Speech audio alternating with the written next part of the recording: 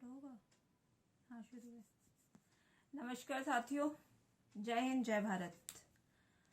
बड़े दिन से मैं सोच रही थी कि बिहार की शिक्षा व्यवस्था के बारे में कुछ सवाल खुद से पूछा जाए, कुछ सवाल आपसे पूछा जाए, कुछ सवाल बाकी जो समझदार या ना समझदार लेकिन इस सिस्टम के पार्ट है सबसे पूछा जाए।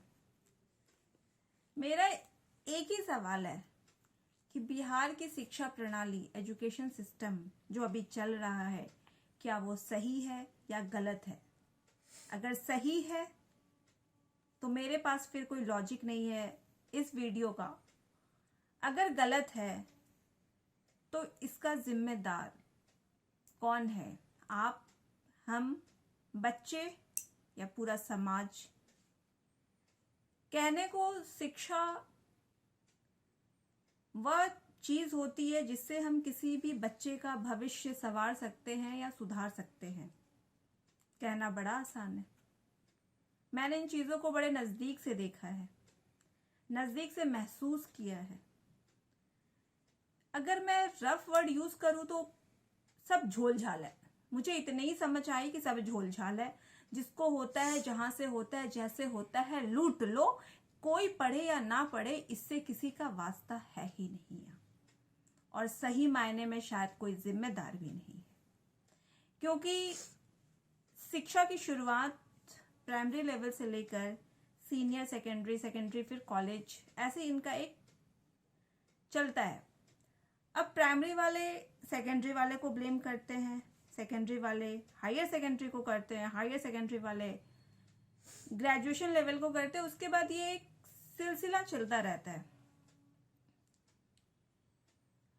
प्राइमरी में बिहार गवर्नमेंट या किसी स्टेट गवर्नमेंट को ब्लेम करना या उनके बारे में कुछ कहना मेरा मकसद बिल्कुल भी नहीं है। मेरा सिर्फ ये मकसद है कि जिन बच्चों की किलकारियां या जिन बच्चों से हमारा समाज, हमारा देश, हमारी पूरी संस्था जुड़ी हुई है, वो एक नींव है हमारे समाज के, क्या वो सही डायरेक्शन में जा रहे हैं या नहीं? हम कितने भागीदार हैं उनके लिए? गरीबी अमीरी से भी यहाँ वास्ता नहीं है, क्योंकि पढ़ने का अपना जज्बा होना चाहिए। लेकिन पढ़ने के जज्बे के साथ बेसिक चीज सबको मिलनी चाहिए। किसी के पास खाने को ही नहीं है तो वो पढ़ेगा क्या? किसी को पढ़ने का शौक है तो भाई भूखे पेट तो भजन भी नहीं होता। तो मैंने बहुत सोचा कि कौन है इसका जिम्मेदार? Teachers, system, government? मुझे सिर्फ एक ही जवाब मिलता है कि ये बच्चे सिर्फ शिकार हो रहे हैं हमारे सिस्टम के, और हम सभी कहीं ना कहीं दोषी हैं। आप मानो या ना मानो, हम सब कामचोर हैं, अपने अपने कामों से भागते हैं। तो जब हम बड़े अगर कामचोर हैं तो हमारे बच्चे जो भी छोटे हैं, या तो स्टूडेंट के रूप में या किसी भी रूप में है, वो तो कामचोर होंगे ही। सरकार अपना काम करती है, पॉलिसीज लाती है, उन पॉलिसीज पे इम्प्लीमेंटेशन कितनी होती है? और ये एक व्यवस्था की बात नहीं होती है, सारी व्यवस्था की बात है। और अगर इसे कोई बदलना चाहता है तो उसकी तो धज्जी उड़ा दी जाती है यहाँ। मतलब एक बार थोड़ा लीक से हट के करने की कोशिश तो करो, आपकी धज्जी उड़ने को तैयार है।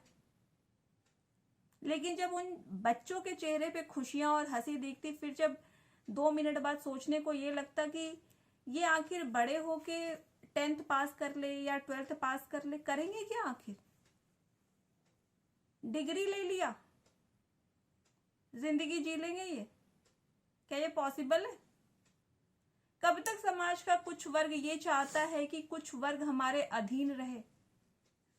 क्यों उनको वो सारी चीजें नहीं मिलेंगी जो उसका एक मौलिक अधिकार है? लड़ना तो हम सबको पड़ेगा, लड़ाई हम सबकी है। आसान नहीं होता कोई चीज, और जो अगर शुरू कर रहा है तो हमें उनका समर्थन करना चाहिए।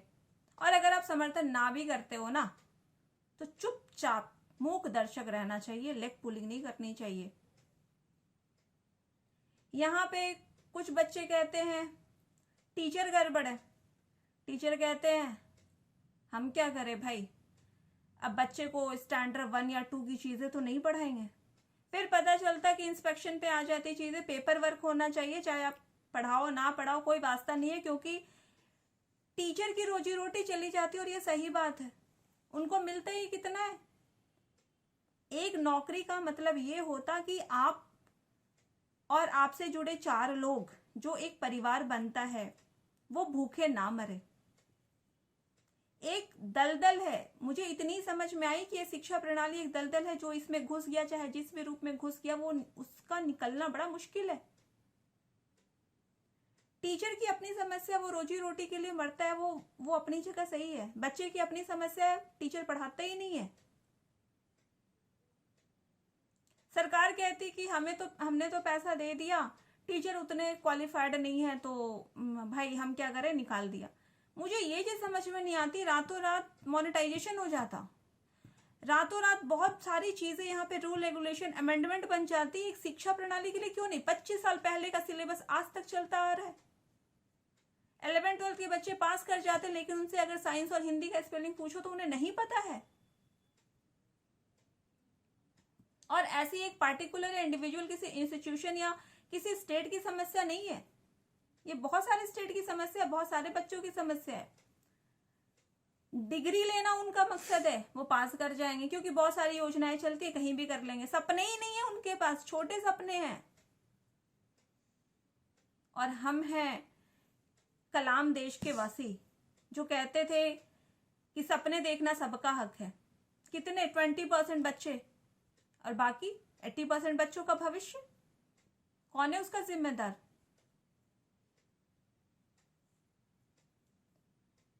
मैं फिर से कह रही हूं कि मैं किसी को यहाँ पे ब्लेम करने नहीं आई हूं, ना ही किसी एक पार्टिकुलर इंसान या इंस्टीट्यूशन से सवाल करने आई हूं। पर जब छोटे बच्चे मेरे पास होते हैं, उनके चेहरे पे एक मुस्कान होती है, तो उस समय तो मुस्कान बड़ी प्यारी लगती है, लेकिन थोड़े समय बाद मुझे ये एहसास होता है कि 10 साल बाद ये मुस्कान किस रूप में बदल जाएगी। लड़कियां किसी घर में या तो शादी करके शादी का शिकार हो जाएंगी, और लड़के परचून की दुकान या एसी की दुकान पे ऐसे ही करते रहेंगे। और अगर उन्हें कोई जीने का मकसद सिखाता है या रिस्क लेना सिखाता है, तो वो उस पे हंसी के पात्र, वो बताने वाले बन जाते, क्योंकि जिंदगी जीना ही उनके लिए यही है, 2 वक्त की रोटी मिल जाना। क्या ये सही है? मैं आप सबसे पूछती हूं, क्या 2 वक्त की रोटी खा लेना जिंदगी है? मैंने बहुत समय से ये सवाल अपने मन में रखा था कि कौन है जिम्मेदार।